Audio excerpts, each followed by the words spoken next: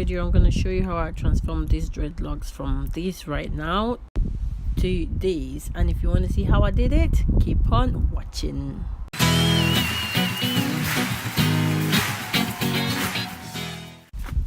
Hi guys, welcome back to my channel. I hope you guys are doing good. So here is another transformation from me.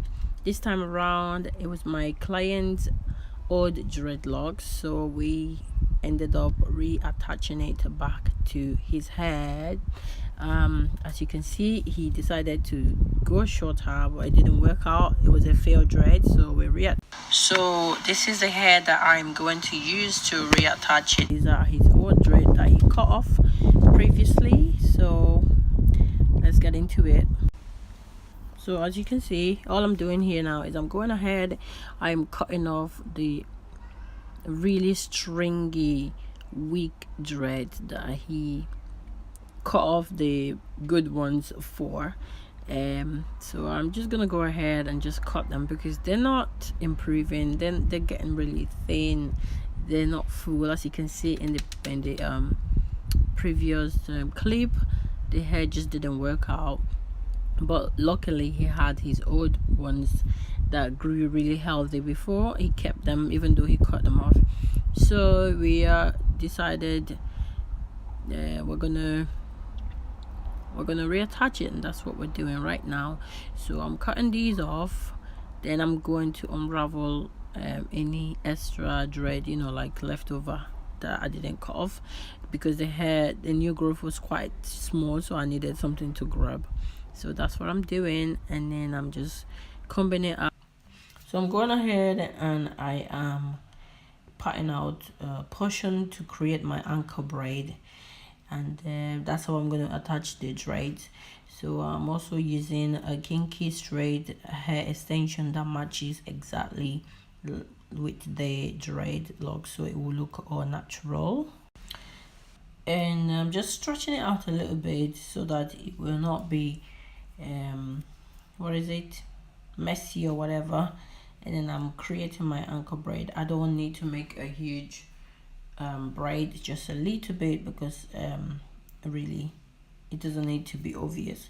Obviously I used a bit of mango and lime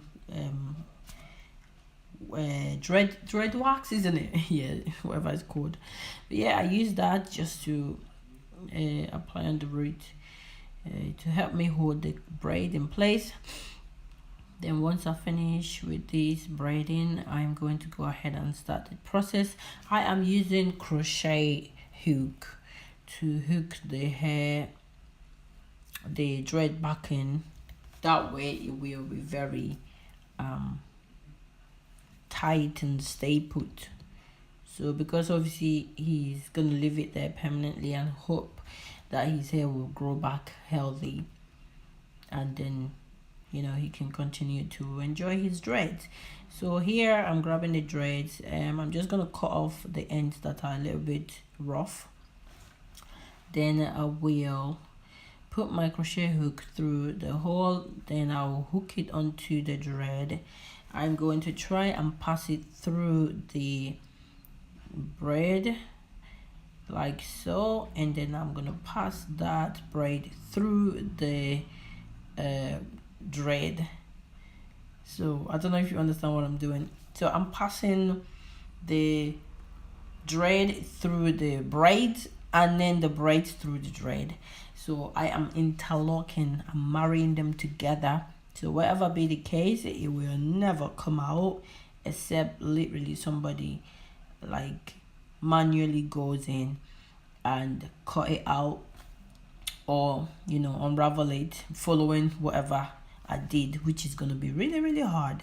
Then after I did that, I'll go ahead and start wrapping it around the dread.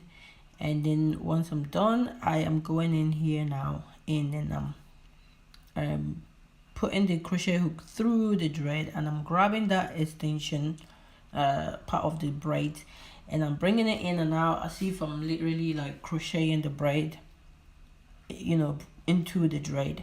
So this is, trust me, this will never come out ever, because it's really like properly sealed in, properly like interlocked. So I did this about 5 times, so that way it's all like nice and tight in there.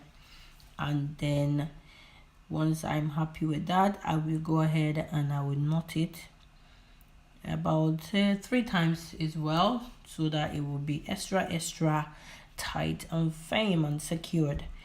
And then I will go ahead and roll it, and that's it pretty much.